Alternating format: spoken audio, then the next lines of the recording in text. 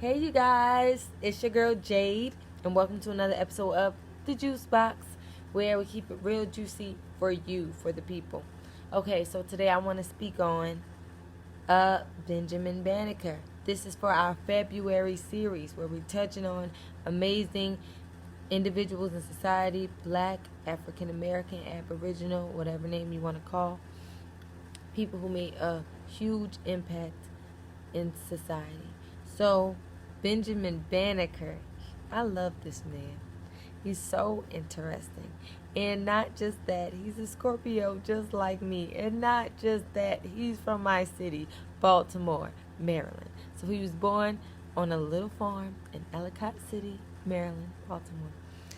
And at only 15 years old, he created an irrigation system for his family's farm. So it's just like a little, kind of like sprinklers or an irrigation system. He created an irrigation system for his family's farm at only 15 years old. That's amazing. So when he was 21, his friend gave him a pocket watch.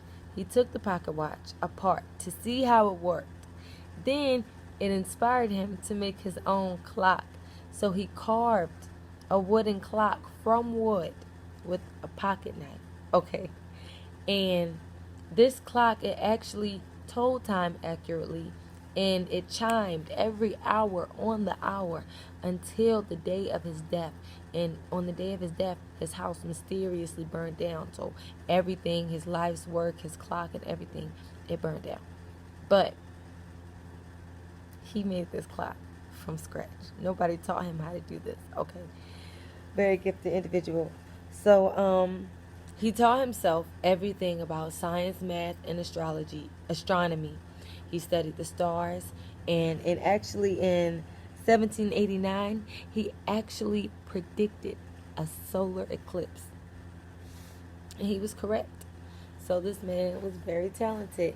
A few years later, in 1792, he started printing up and sending off his own almanacs, and his almanacs were pretty much everything a person needed to know about agricultural life, and it also had a few letters that he wrote himself. It's a lot of different things in his almanac, so just check that out. But he also sent a handwritten copy of his almanac to Thomas Jefferson a decade before Thomas Jefferson became president. So when Benjamin Banneker sent this handwritten copy of his almanac to Thomas Jefferson, Thomas Jefferson was the Virginia Secretary of State.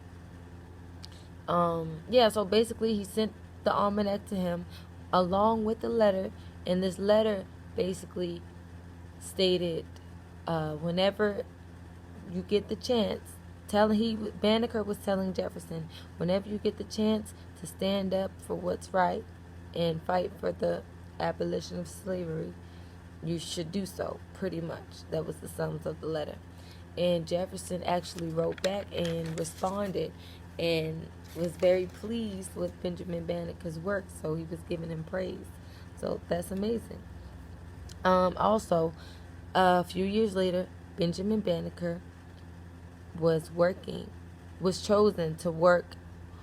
chosen as an assistant to work on the layout of the nation's capital, which is Washington, D.C. So basically laying out the buildings and whatnot. He was working very closely with this French architect. This French architect was known for his bad attitude, his quick temper. And before the plans were finished, the French architect was dismissed from his post because of this. So when he was dismissed, he said, "Oh, y'all want to dismiss me? Okay." And he took a year's worth of the plans with him. So everybody's all frazzled. No one knew what to do. Oh my goodness, he took the plans, the layout of the city. How are we going to get this done? Benjamin Banneker came and he drew from his memory in 2 days. It took him 2 days to draw the plans. He could remember the layout since he was working so closely with this fella, and he was his assistant. He remembered his designs and his layout, and he drew it from his memory in 2 days and saved The whole project. It wouldn't be no Washington, D.C. if it wasn't for Benjamin Banneker. So, like, this man is phenomenal. And against all the odds during his day, because he was self-taught, and of course we can imagine that most of the ideas that he believed in was completely radical, some might say, or completely different than what most of the people during that day believed were possible. He was thinking completely outside the box. So that just goes to show that he still pursued his dreams. Even though people probably was calling him crazy, like, you can't do that. Are you? No, that's just impossible. How could you possibly get an idea like that?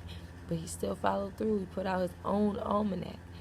And the proof was in the pudding, because everything he put out, it proved to be magnificent. It proved to be from the Most High. It proved to be light, the truth. So, Benjamin Banneker, first African American scientist, my ancestor. He's from Baltimore, Maryland, from my city, and he's a Scorpio. Shout out to Benjamin, man, because you will forever be remembered throughout history, no matter what. Okay, like, you definitely, your name will live on, even if they try to, block them. Can't be blocked. Like, so much has been accomplished. So, continue fighting for what you believe in.